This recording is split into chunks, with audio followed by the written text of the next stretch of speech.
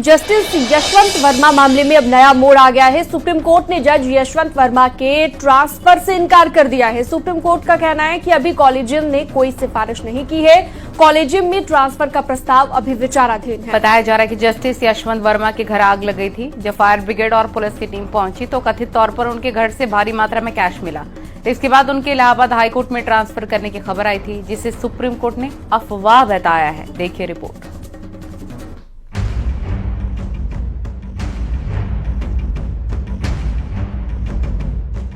Delhi high court के जज justice Yashwant Verma चर्चा में हैं। वजह उनका कोई अनोखा फैसला नहीं, कथित तौर पर उनके घर से मिला कैश है। बताया जा रहा है कि जस्टिस यशवंत वर्मा के घर आग लगी थी। जब फायर ब्रिगेड और पुलिस की टीम आग बुझाने पहुंची तो उनके घर से भारी मात्रा में कैश मिला। आग लगने की घटना 14 मार्च की है। जिस वक्त आग लगी उस वक्त जस्टिस यशवंत वर्मा शहर से बाहर थे।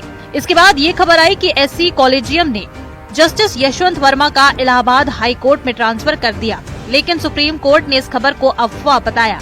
सुप्रीम कोर्ट ने कहा है कि अभी कॉलेजियम ने कोई सिफारिश नहीं की है।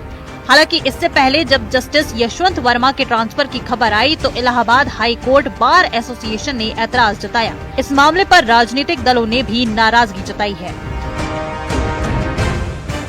जज के घर पे 15 करोड़ रुपया कैश मिल रहा है, उसको घर वापसी का इनाम दिया जा रहा है। क्या हाईकोर्ट, इलाहाबाद हाईकोर्ट क्या डस्टबिन है, कचरा बिन है?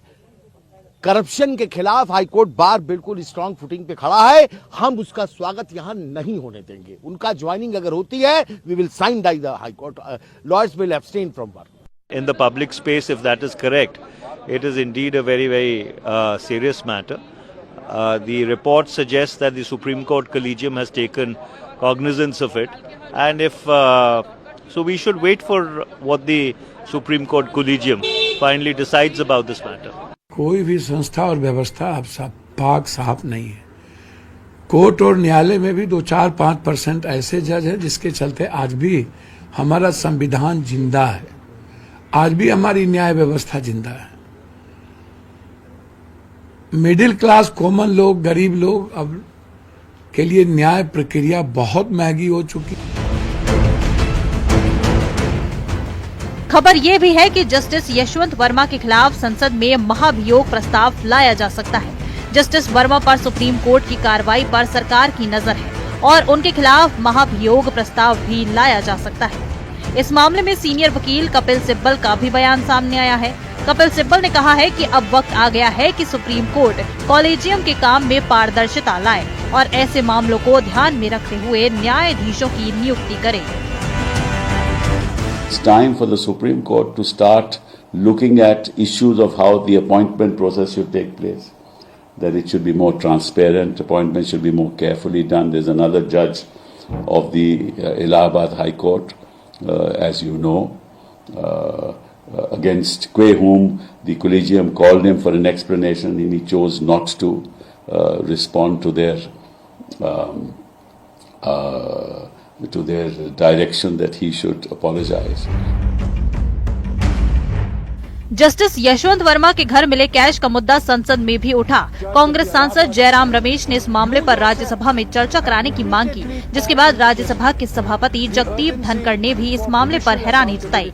उन्होंने कहा कि सबसे परेशान करने वाली बात ये है कि अगर ये घटना किसी पॉलिटिशियन, ब्यूरोक्रेट या फिर उद्योगपति के घर में होती तो वो हिट लिस्ट पर आ जाता, लेकिन जज के घर का मामला उस तरह सामने नहीं आया। उन्होंने कहा कि वो सदन के नेता और नेता प्रतिपक्ष से इस बारे में बात करेंगे, उसके बाद इस मामले पर स्ट्रक्चर्ड डिस्कशन कराएंगे। A bureaucrat, an industrialist immediately, and therefore systemic response which is transparent, accountable, effective, I am sure will be on the way. I will get in touch with leader of the house and leader of the opposition and find a mechanism for a structured discussion during course of the session subject to their. Supreme court ने साफ कर दिया है कि फिलहाल justice Yashwant Verma का transfer नहीं होगा।